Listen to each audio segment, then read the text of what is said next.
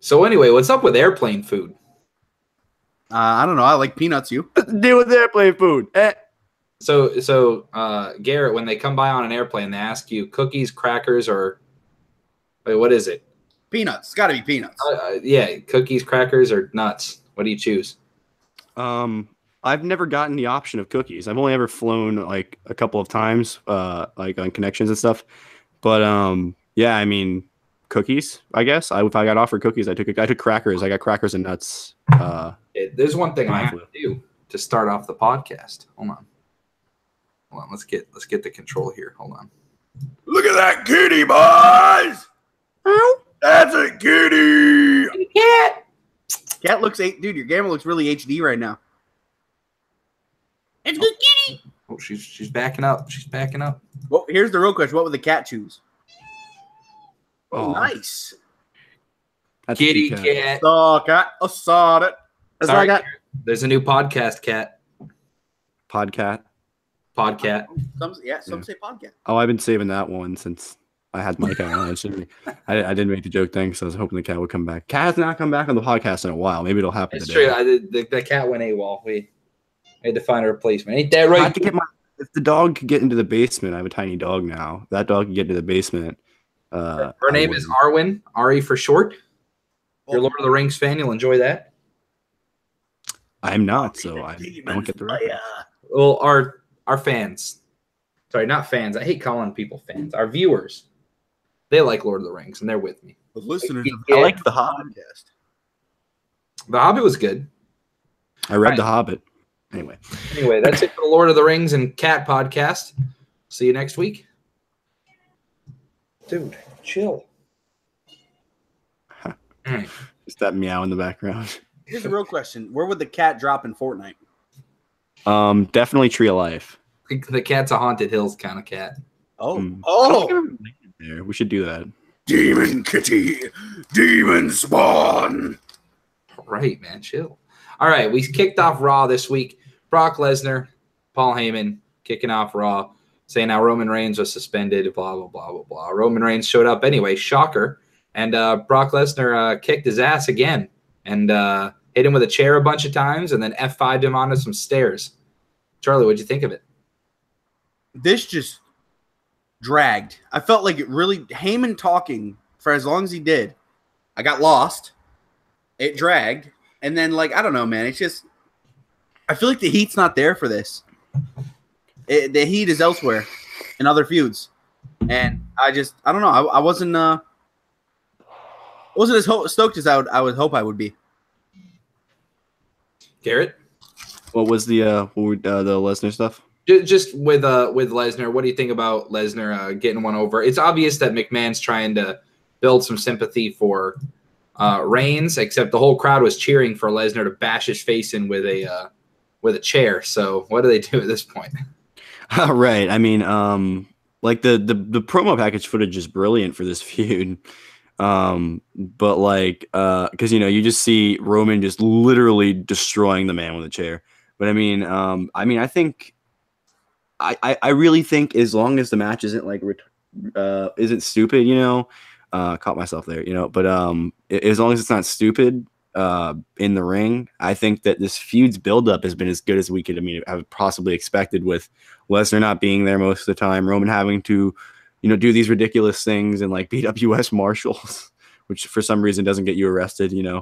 Well, Heyman, did you see what they tried to do? Yeah, Heyman explained it. He said that he hired security. Right. Again, like, I'm glad they at least addressed that. Yeah. I'm glad they did, because that probably was like, I mean, if we're trying to think of this as real, come on. So, and that's what they're trying to do all the time, is try and make it seem more real. That's why they throw in the heavier strikes. That's why they let guys like Shinsuke over. So, I you know what? I think they need to do that with this match. I think they just need to let them just go and like actually do a thing. I mean, but like and I don't know. It's a whole bunch of it could go completely wrong basically in a week, which is never good for your main feud, Yeah. And then I got to ask, we'll get into the Daniel Bryan stuff when we talk about SmackDown, but Charlie, do you think there's any way this match, Lesnar versus Reigns, is allowed to go on last, like after Daniel Bryan's match? I don't know, man. It's Roman. It's Roman. It's the Raw title. I think that mixture is going to mean that it's got to go on last in their eyes. I mean, Roman's been 3 years in a row. I don't think it's going on last, but I personally hope it doesn't. I think it's going to be either AJ Nakamura or the Taker Cena match. I think it's got to be either one of those. All right, we'll get in. There's some things that like people think that Asuka and Charlotte are going to go on last, but I don't think so. It should be the Royal Rumble winner, and that's the men's Royal Rumble winner. Agreed. Styles. And against Nakamura, is what I should meant to say. Yeah. Agreed. Nia Jax faced Mickie James. There wasn't much to this. It was pretty much just something for Nia to do. They played Nia like injuring her leg a little bit, and then she had a really nice Samoan drop finish. Beat Mickie James pretty easily. They have the whole match on YouTube. That's 2 minutes and 43 seconds long. So if you want to go watch a nice squash, because she literally squashed Mickie James in this, go ahead and watch it. It looked like Alexa Bliss wanted to go in and jump her after, and then decided against it. Just ask me what you'd like me to do, and I'll try my best to help. Garrett, what do you think of it? Yeah, that Samoan drop was like wicked, dude. She like did like kind of like the Cena thing where you go and switch people with that, right? Yeah. Oh, yeah. That's like a different variant of that move. I mean, that's like it was like when he transitions into an AA out of nowhere. It was like that, and then I was like, that makes complete sense for her though, because of her size. You know, she's comparable in strength, I think, to most of the other guys. Is to Cena, you know, as she is with the other women. You know, so it's like, yeah, she can whip people around like that. Why isn't she doing that with finishing moves? You know, and my guess is she's afraid she's gonna hurt somebody, but I think she just proved that she's not. You know, let's be real. She could legitimately murder Bliss. Yeah, I mean, easily without trying, and just be like, oh, sorry, you're now outside the ring. Speaking of women that get launched, we'll talk about that on about SmackDown. There was a woman that got launched and about died. Yeah, in that deal. Yeah. So, Charlie, do you think it's looking like Nia and Alexa? Do you think that they have enough steam to get off of the pre-show for Mania, or do you think this pre-show bound?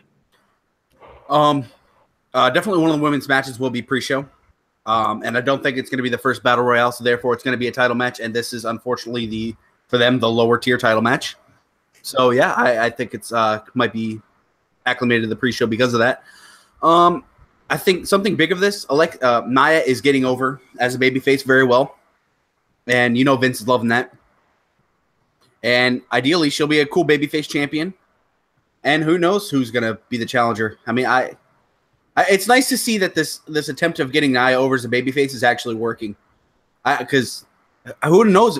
Can you really buy her as a babyface? Because this hasn't been like a Braun Strowman.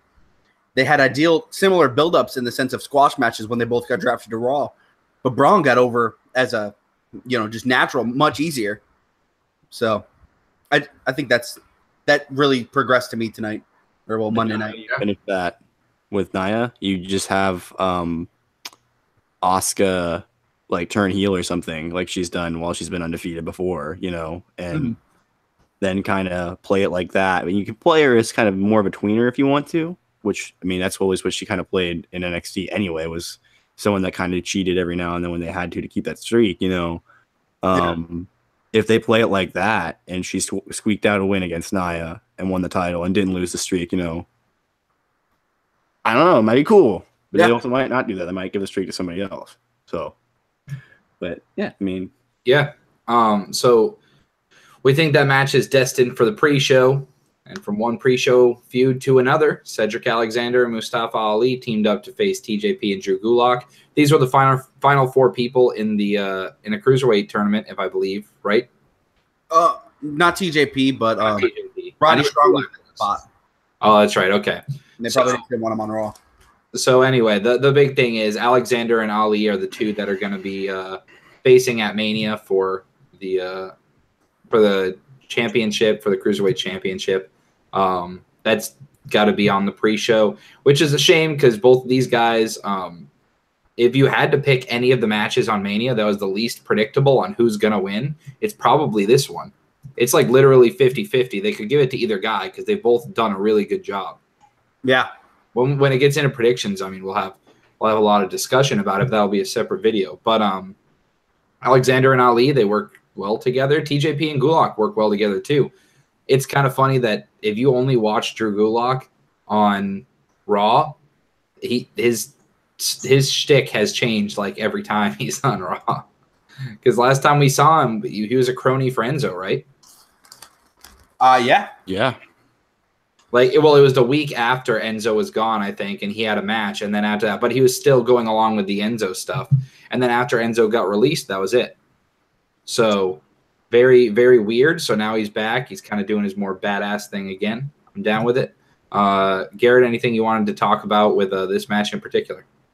I liked the match. I enjoyed watching the flippy stuff. I mean, any opportunity you get with guys that can, with two guys on one team that can kind of basically run the whole match for, and then you also have TJP and Gulak who have both, and I've been saying this about Gulak for a long time. He's been building up the ability to face the other cruiserweight guys so that he's not just like in the spot that Enzo was, where he had to really, really, really try to keep up with the guys. Like Gulak can keep up with them, There's a reason he was originally in the tournament in the first place when they started it. So, like, I just want to see more matches where they can show on Raw in one segment why you should watch 205 Live every week, because it might make me want to actually do that, Absolutely. Charlie, anything you wanted to add about the? Oh, also to add, we didn't say who won, but Alexander and Ali won. Mustafa Ali got the pin. So it's like he's getting the shine this week. So that means, next week, go home show Alexander will get the shine, and then that'll lead into Mania. So Yeah. Charlie, anything else? Just some good quick action. Maybe it's the first time some of these people have seen them. You never know when new viewers start watching. You never know when you're making a first impression. I just told someone the other day, they're an aspiring music teacher, and they were asking me my opinion on like them dressing up for an event where they're going to be meeting new people. And it wasn't like a formal event, but like if they should dress up a little bit. And I was like, absolutely. Because you never know when you're going to be making your first impression on someone that could give you a job or could be of help to you when you're in the field. So you never know. Miz TV happened. Finn Balor and Seth Rollins were guests on the show, kind of. The Miz basically used the opportunity to scold the Miz Taraj for walking out on him last week. And then Seth Rollins and Finn Balor came out kind of poking at the Miz, trying to get the Miz Taraj to turn on him. Then the Miz dropped the line that he's the best in 34 days or whatever it is. He's going to be the longest reigning Intercontinental Champion of all time. That's cumulative, not one single run. And meaning he's going to be better than everyone else. And he starts listing off names and he drops, I'm better than Mr. Perfect. And Axel looked a little pissed off. At this point in time, Garrett, were you swerved? I mean, I was like, oh, it was one of those lines where you're like from the Miz where he has like one of these like every week where you're just like, ooh, he shouldn't have said that, like, Oh, I didn't mean it. It slipped. Yeah. Oh, I thought it was dead in the water. I thought they were done. I thought, yeah. all right, Miz Taraj is about to beat the hell out of him. Starting to send off.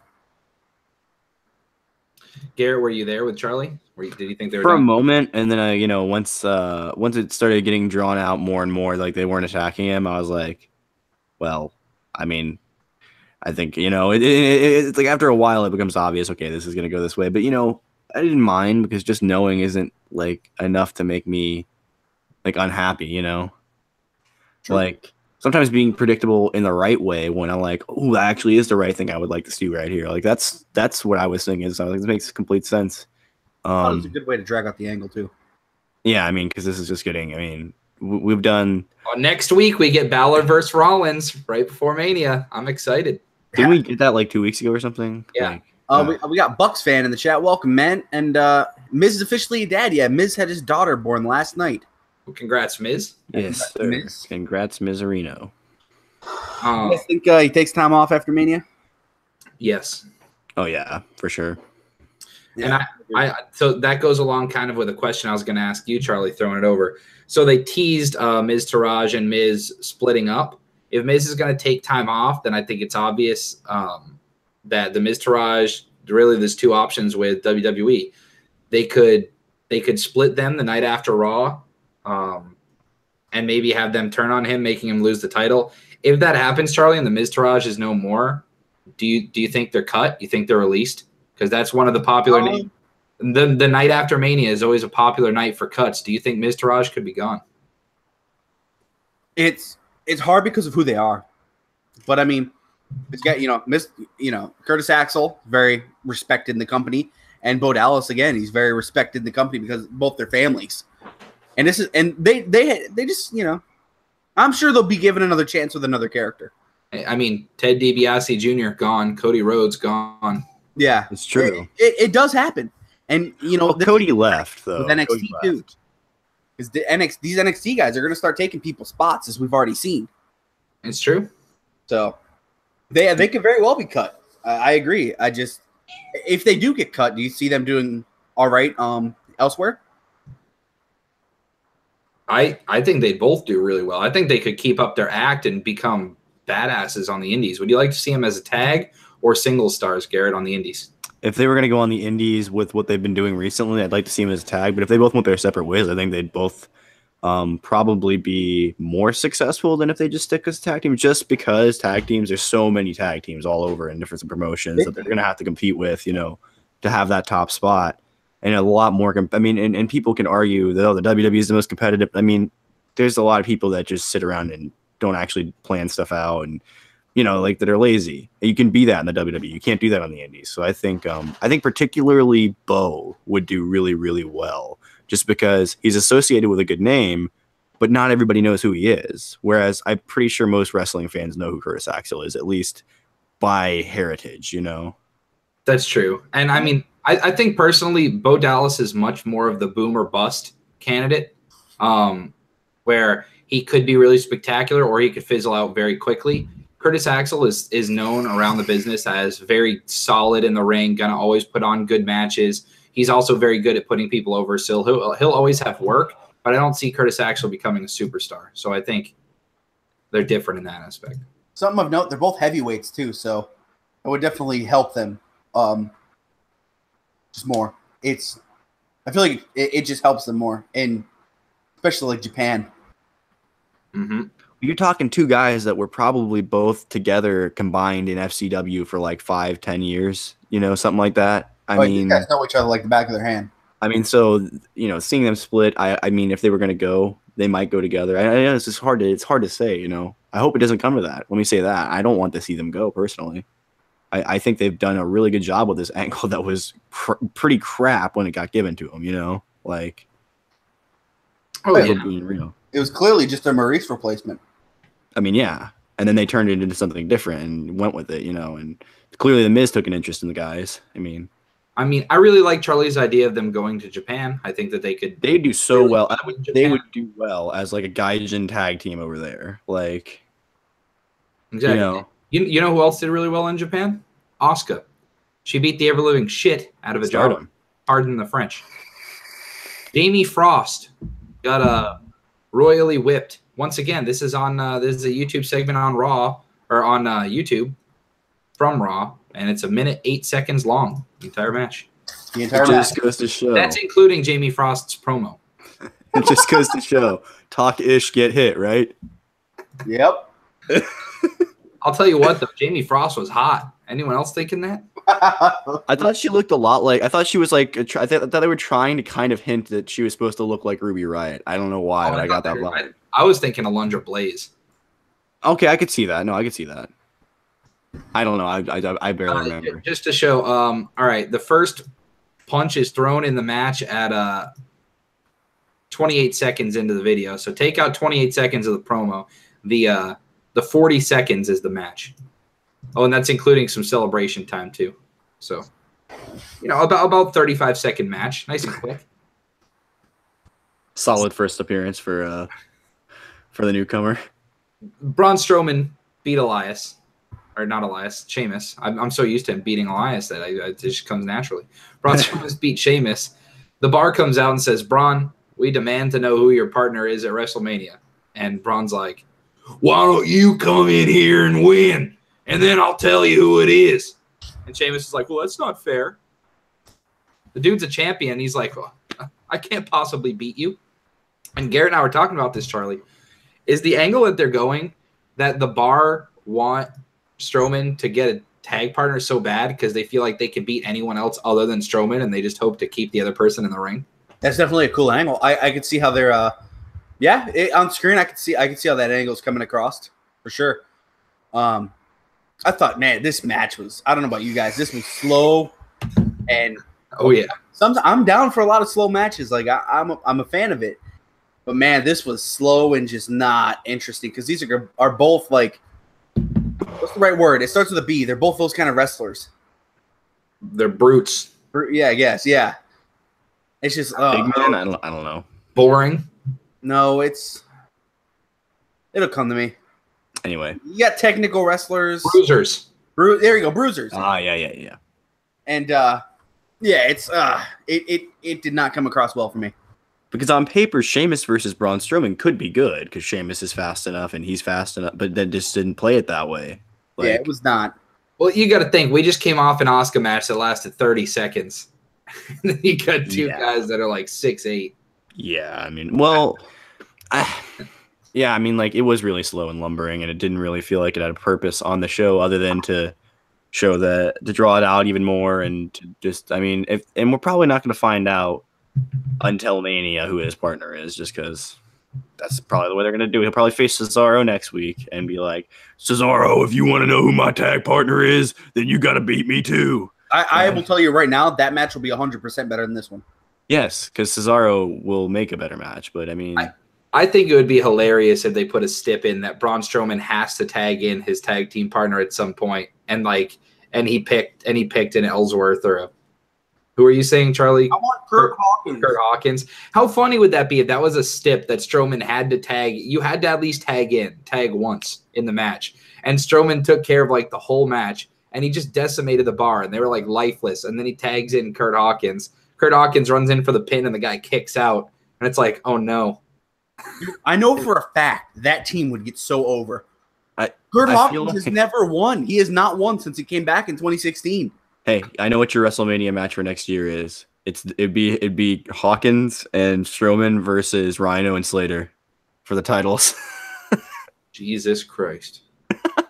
That'd be Slater and Rhino. They had their Rhino has a job after 2 weeks from now. yeah.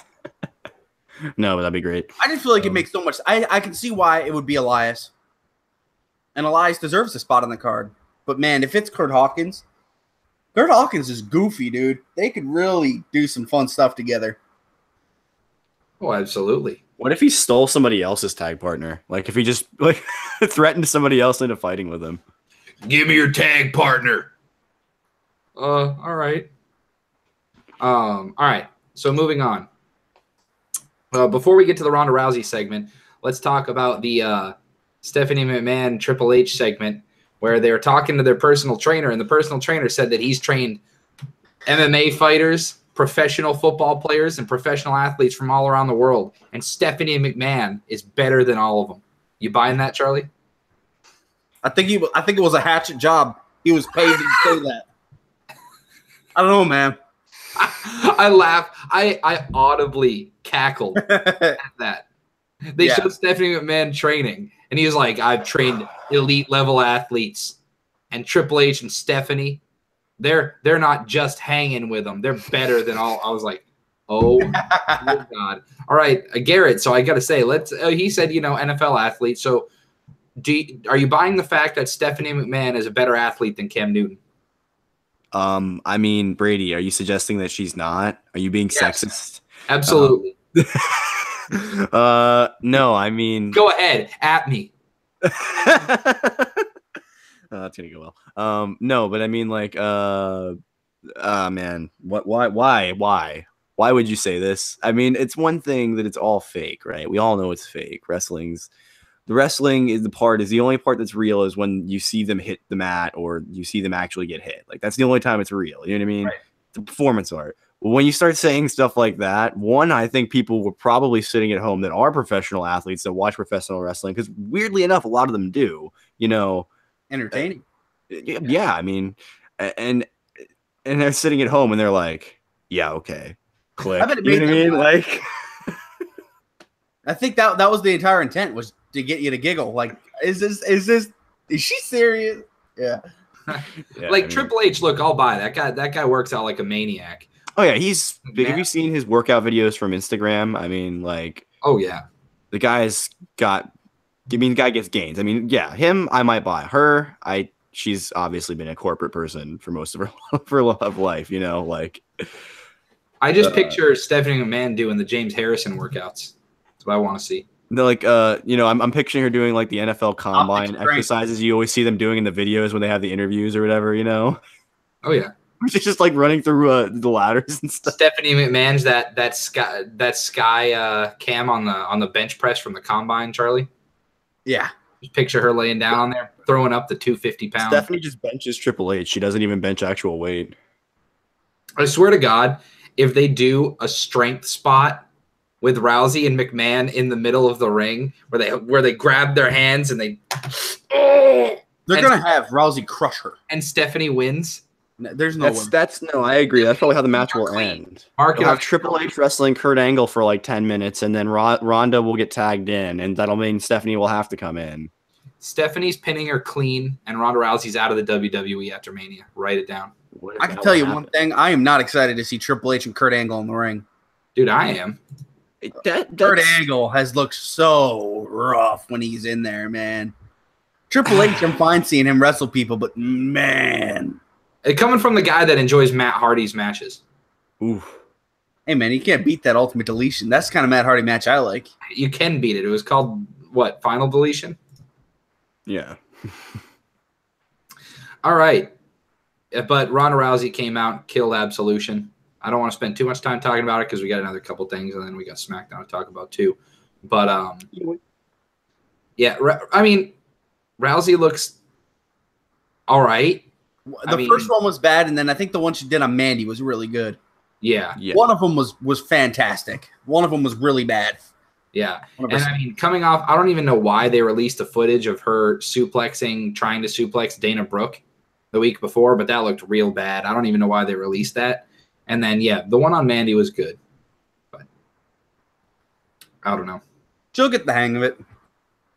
Oh, agree. It's just coming from an MMA background. I mean, can we all agree we'd probably just have her throw a bunch of punches and kicks and some judo throws? That's what she knows, right? Yeah. I mean, that's I'm sure she'll be landing those really fast flips and then. I swear to God, if their reasoning is because that's Shane McMahon's style, I'm going to shoot someone. That's, I mean, like, yeah, I mean, that would be stupid. I mean, but like I guess. My thought is they probably wanted her to do something like that, and she was like, "No, I want to learn how to be a wrestler." You know, I mean, yeah, because not everyone can be Brock Lesnar and come in with an actual amateur wrestling background, which people will try and say it doesn't, but a lot of it can be somewhat semi-transferred, as proven by you could name 30 examples of former amateur wrestlers that became professional wrestlers. You know, like it's a legit thing. But yeah, I agree. She could definitely just do that stuff and we'd all be cool with it, you know. Would the other women like being punched in the face by an MMA fighter? Maybe not. And maybe you wouldn't get all of them to fight her. But I mean, maybe they just don't trust her enough to throw a worked punch, because if she were to actually pop Stephanie McMahon in the face, she'd probably be knocked out cold. Oh, I mean, yeah.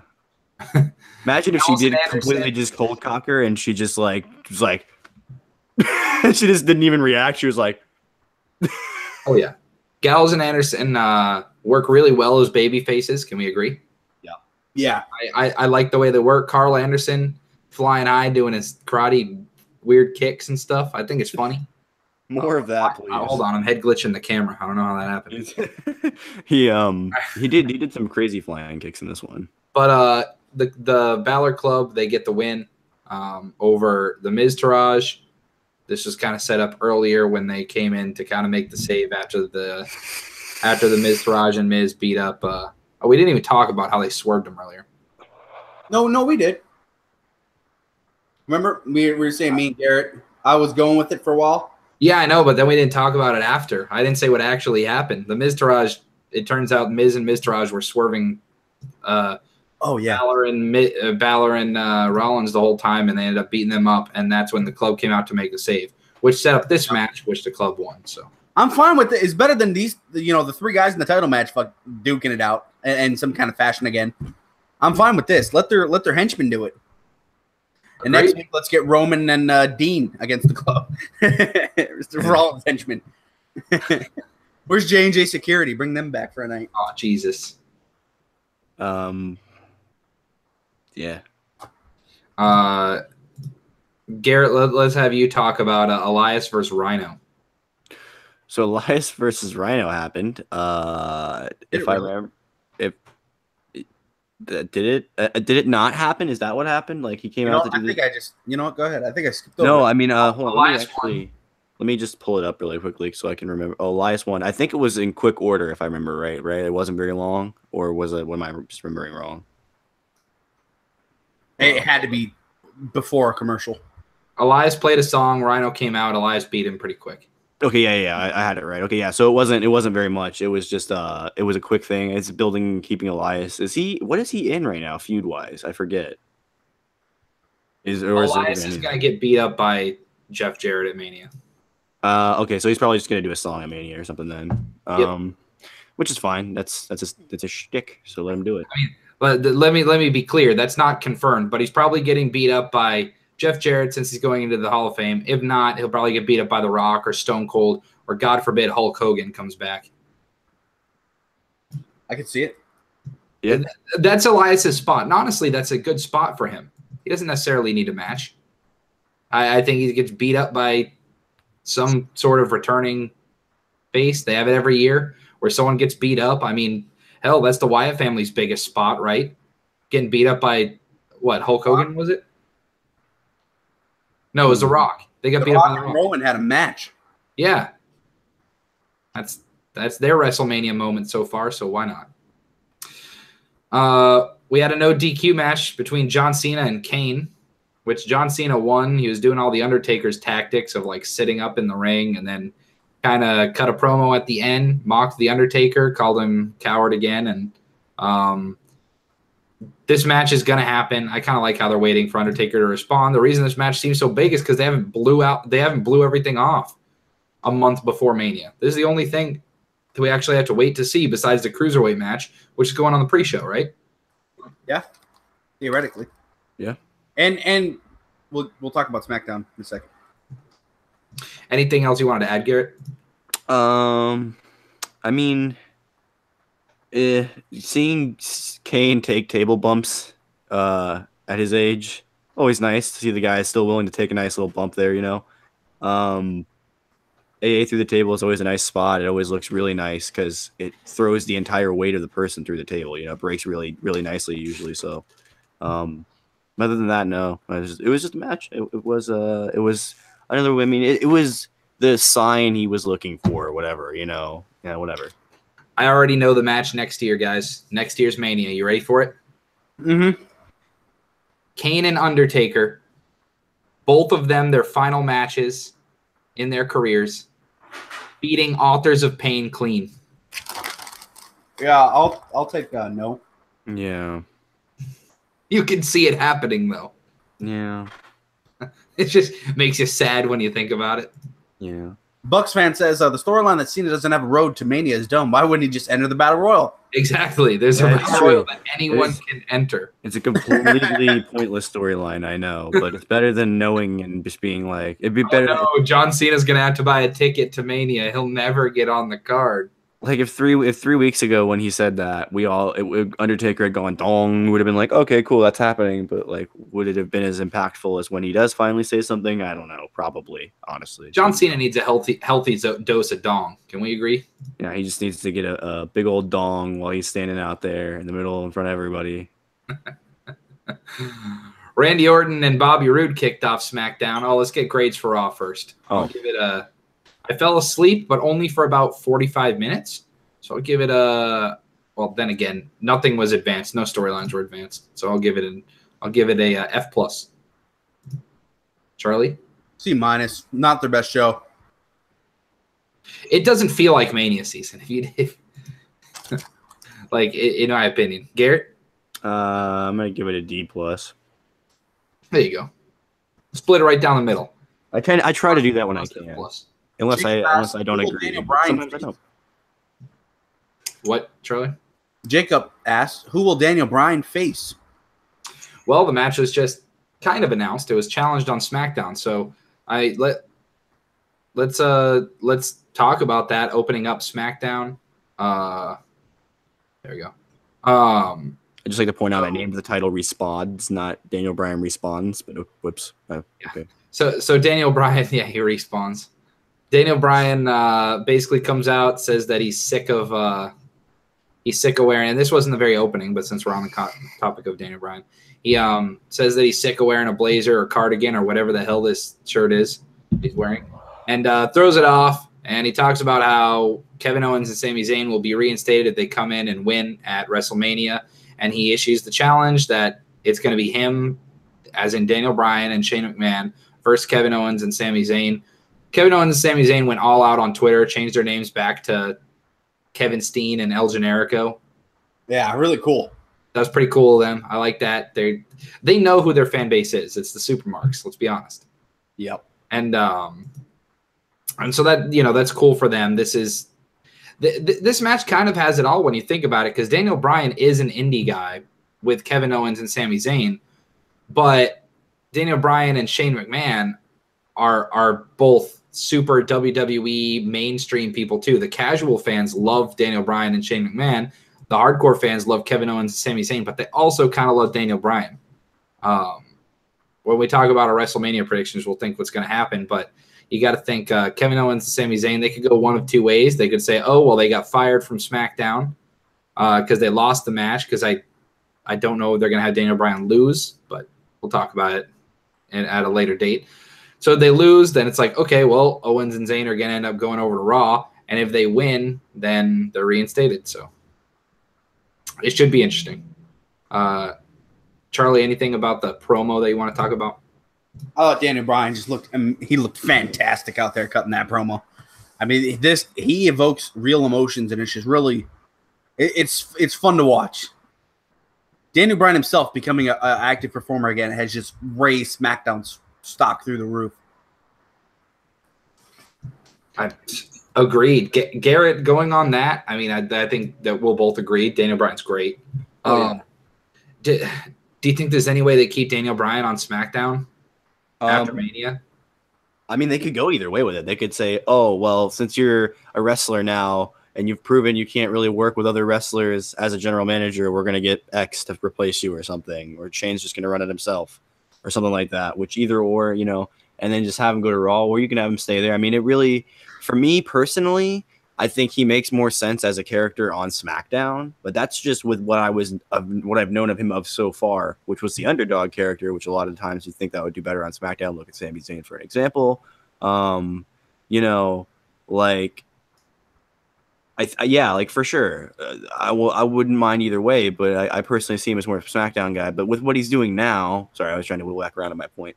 With what he's doing now with his new character, he's already trying to reinvent himself, So with his new character, I kind of want to see if he could do better on a Raw with that sort of outgoing Daniel Bryan rather than underdog Daniel Bryan, Absolutely. All right, kicking it back to the beginning of the show. Randy Orton and Bobby Roode faced Jinder Mahal and Rusev. Rusev ended up getting the pin in this, pinning the champ Randy Orton, and then which led to Rusev getting added to the match, making it a fatal four-way. Garrett, I have to believe that both you and Charlie are stoked about Rusev being added to this, and I think we all are, right? Yes, but I wish Jinder wasn't in it, because then I could actually just care about the match, I was thinking about this, though. It makes sense for Jinder this year to be in a big match because of how much of a good year he had. Yeah. He won the world title for that long. It makes sense for him this year to be in this position. Now, what he does in 2018 and 2019 obviously will depend for WrestleMania 35, but I was thinking that earlier. I was like, I'm not the biggest fan of him in the match, but it makes sense for him at the same time to have a big match at Mania. Right. If you're keeping it in kayfabe, Jinder Mahal absolutely deserves to be up there. Yeah. It was kind of his year on SmackDown, so I definitely see that side of it. So yeah, that's going to be a fatal four-way match. This gives people something to be a little hyped up about. I think that I still believe this is going to be the first match to go on at Mania on the main card. I don't think there's any way, like, people aren't super excited about this match, but there's no way they're keeping Randy Orton, out of all people, off the main card after all he's done with the company. I think there's too much respect there from Vince. So I think this is going on first at Mania, and I think adding Rusev makes people actually care about the match, and hopefully it's not like the past 2 Manias where they don't let people in on time and they actually have people out there for their Those Rusev Day chants are going to be loud.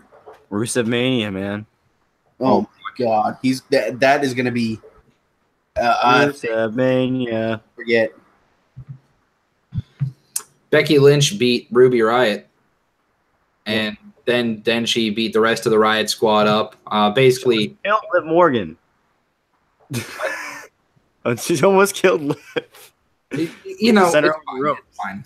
Liv's all right. She's doing all right. I know. What? Jacob says Rusev Day chants versus Yes chants. OMG. Oh yeah, dude. That's gonna be some good stuff.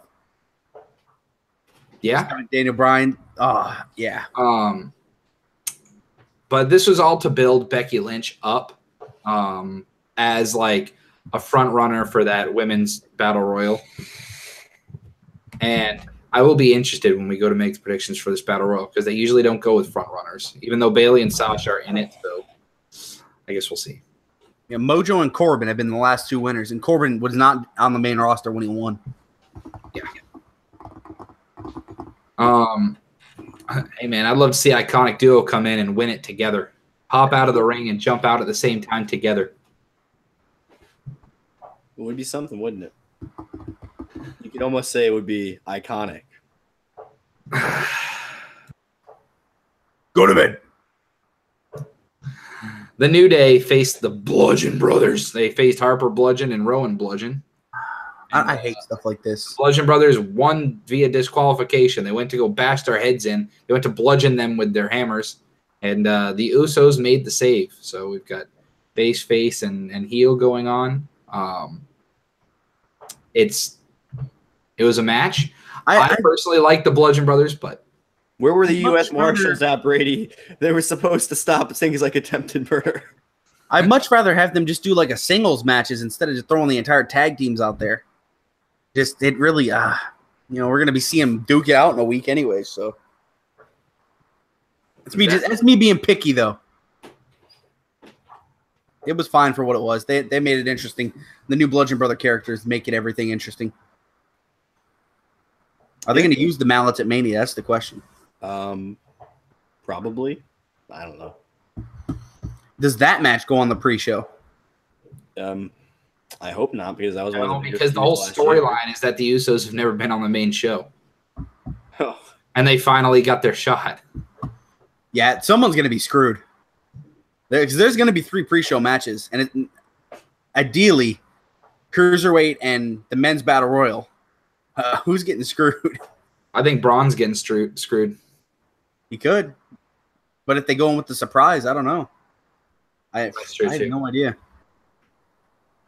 Yeah, I think it's going to be Alexa and Nia, like we were saying. Yeah, that's going to be the one. So what were you saying? The Men's Battle Royal, Alexa and Nia, and Cruiserweight. Oh, yeah, those are the 3. They've got to be. Yeah. The Fashion Police were out there, and I was not digging this match at all. No, yeah.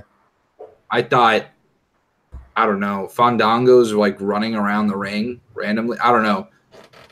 I don't know why. I just didn't find it funny. I don't know if you guys did, but like we haven't seen him in so long, and we're just kind of,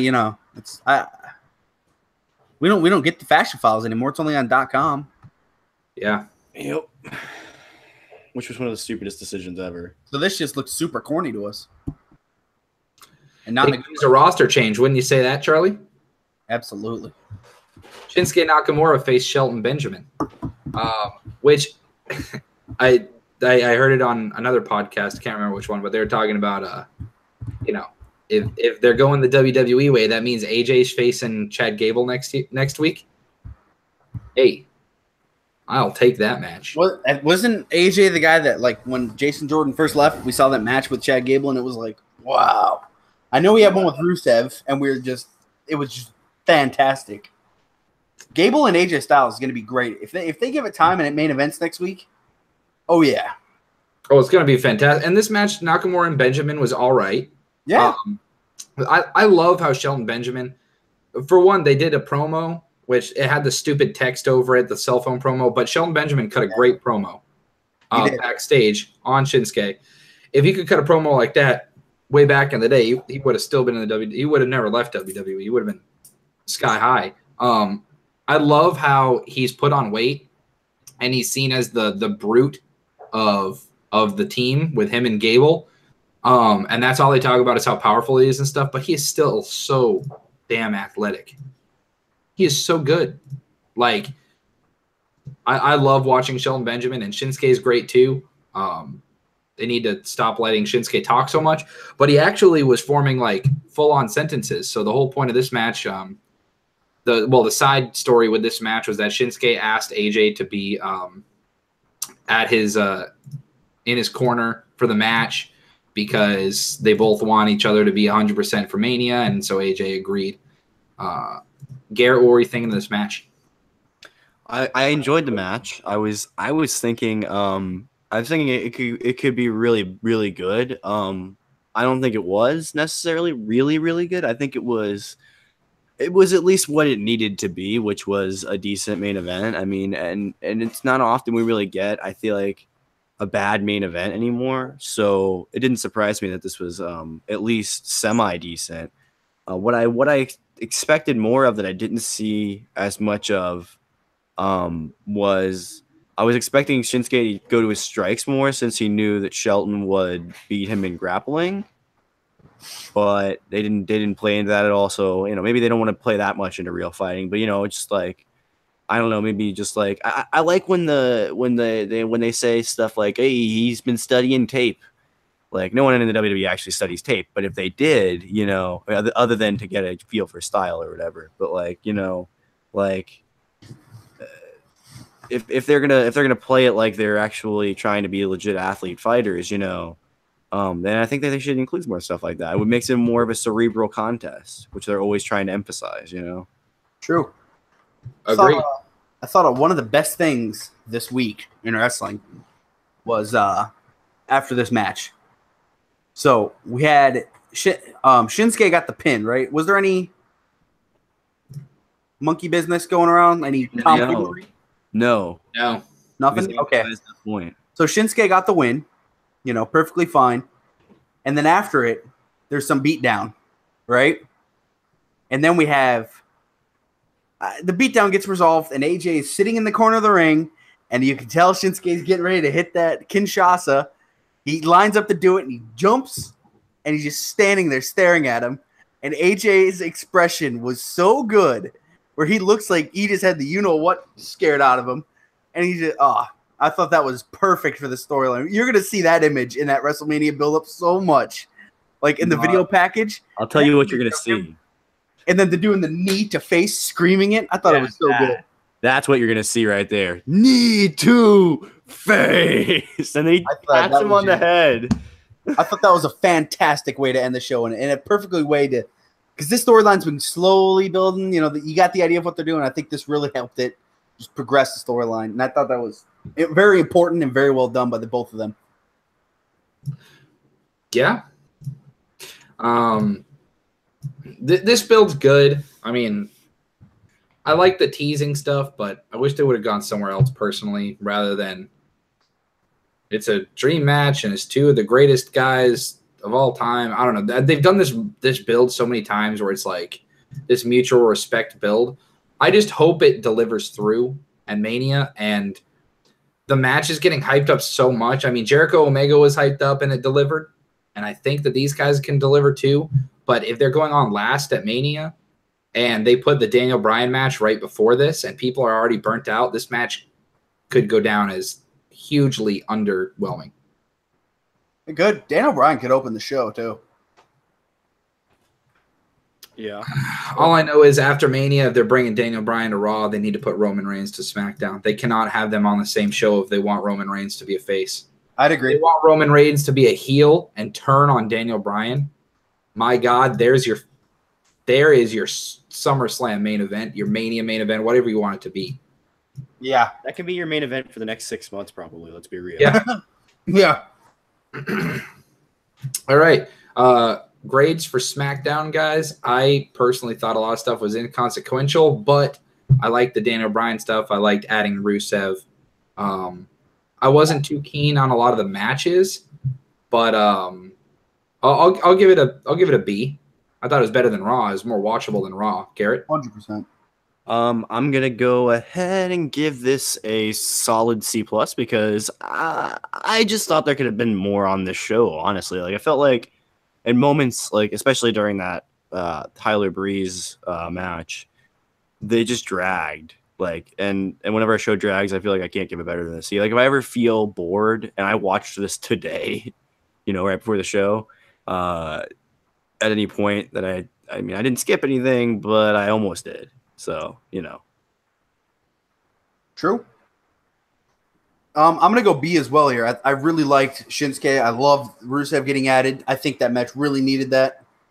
And, yeah, I mean, Bludgeon Brothers are being booked very well. Yeah. People have forgotten those old characters that, that were kind of just left in the dark. So, very good on them. So I'm going to talk some news. I'm going to talk about matches that are announced for the Greatest Royal Rumble.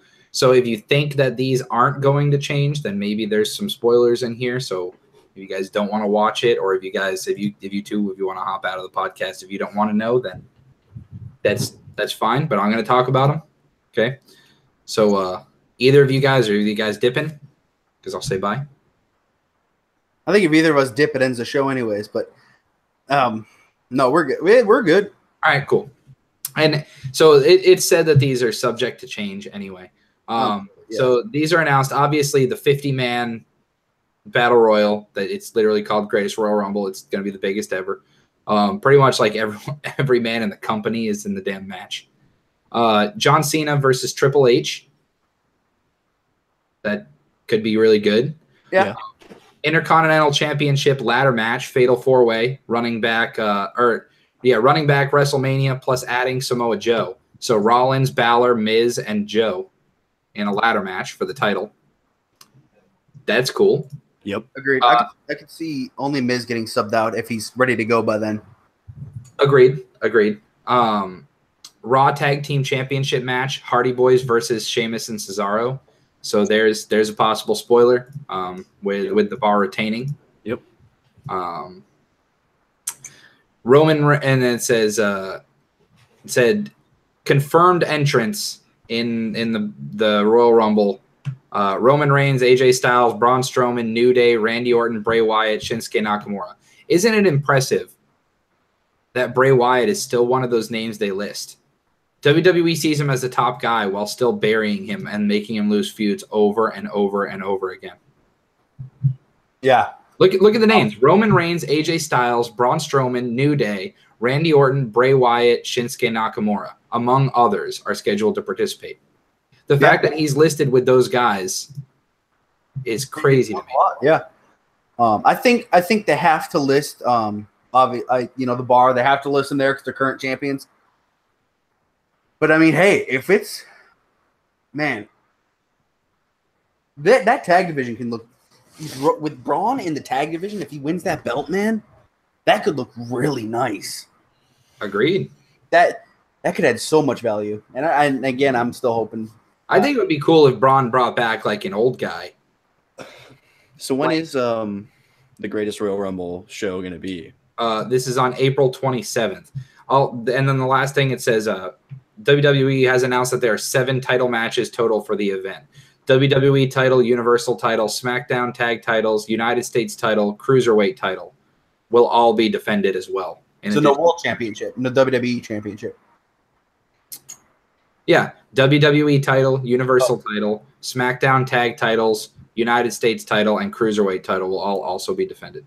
Gotcha. Oh, so no women's titles. Huh. No, it's in Saudi Arabia. They don't allow women to even attend the event, let alone wrestle in the event. Women are not allowed to be in attendance. They're not even allowed. WWE isn't even allowed to fly them over and be backstage. That's why the Abu Dhabi match with Alexa and Alexa and Sasha was such a big deal. Yep. Oh yeah, I remember that. Yeah.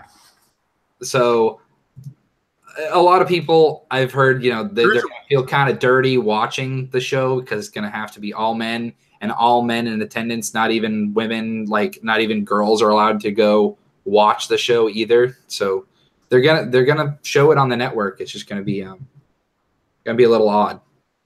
Dude, what do you think that cruiserweight? Think it'll be a rematch? That could be good, man. Because it looks like they're gonna need some time. I say you bring in someone cool like Dunn or Bate to challenge for it. Who? Pete Dunn or Tyler. Oh! I thought you said a name. Just one name. I'm like, who the hell is that? Who the hell is Dunn or Bate? Yeah. Yeah, Pete Dunn or Tyler Bate. Bring in one of the UK guys, the smaller UK guys. I will totally buy a Tyler Bate versus Cedric Alexander match. Yep. Dude, that's nice, man. I didn't realize all those titles were on that show. Holy crap. Yep. That's pretty cool. 7 title matches, and you got to think that's all of them except the women's. And the Greatest Rumble and Cena Triple H. So. And yeah. That's a stacked show. without the women. Like, damn, that's a stacked show. That'd be cool. Now we need a stacked card with just the women, man. By the time you get to the third match, it's going to be like Mandy Rose against Liv Morgan. That'd be great. God. Could be done right if you incorporate the NXT title and the 2 women's titles, and then maybe outside of that, you have Rousey face someone. Then that's it. I don't know, man. That's it for me. That's it for me, dog, as Randy Jackson would say. That's it for you, and that's it for us. I will not be going live tonight on Survivor Post Show because I need to buy CBS All Access again. I'm a little short on the cash for a little bit till I get paid because contacts and glasses are expensive. So I will not be going live, and I'm also a week behind on Survivor because of that reason. So, yeah. Smoke us out to end it, Garrett. Boom.